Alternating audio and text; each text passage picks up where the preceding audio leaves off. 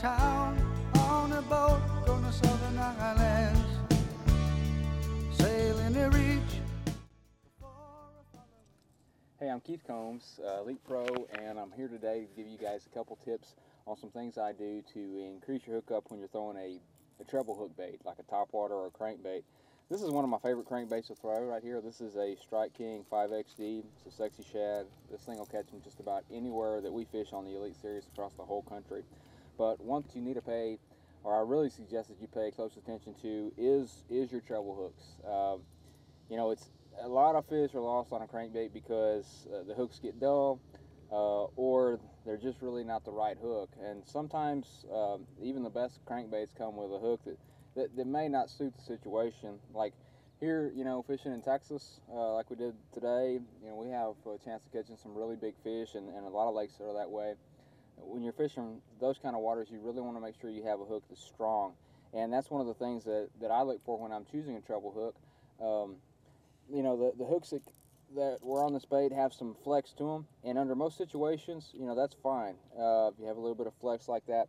But under tournament conditions, or you know, when you're really trying to catch that fish of a lifetime, you want to find a hook and make sure that there's very little flex.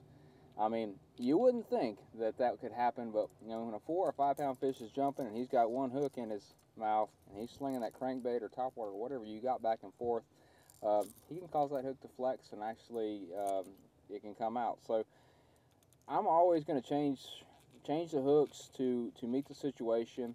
And you know, I just put a owner stinger on these. It's a good round bend hook, and that's a really good crankbait hook for several reasons. One is they're strong. The owner hooks are strong, but and super sharp. Number two, with this big round bend that's on these hooks, a lot of times you'll get a fish hooked on just the back hook. You know, he'll eat it and you'll get him on the back hook. And when he's jumping or during the fights, this round bend will come around and it'll also get him on the outside of the head or something like that. So you get 2 hooks in him, and then, you know, you've got him at that point. So that's one thing to keep in mind on your crankbaits. I like a round bend hook like that, and always make sure they're sharp, and make sure that there's very little flex in that hook. You don't want to go to too big of a wire because it'll change your action. And that brings me to the next thing I wanted to talk about, is actually using a treble hook to change the action of your bait. And I really don't do a lot of that with crankbaits, but you could. I mean, you could take a heavy wire hook, and I keep a, you know, huge assortment with me all the time so I can meet any of my needs. But you know, if you wanted to make a crankbait suspend or something like that, you could actually put a heavier hook, like an owner 2X or something on there, and make that happen. But a lot of times on my topwaters and stuff like this is a spook that I've had for a long time and caught a lot of fish on it. And it's really, I'm very particular about a spook. I actually go to, on this one I have 2 number 4 owner stingers on the front, and I have a number 2 on the back. And you know, why I did that, just this little bit of weight, you know, a little bit more weight on this hook is going to make the nose of that bait sit up a little bit, which makes it a lot easier to work, and it's going to make the back set a little bit lower, which is going to increase your hook up.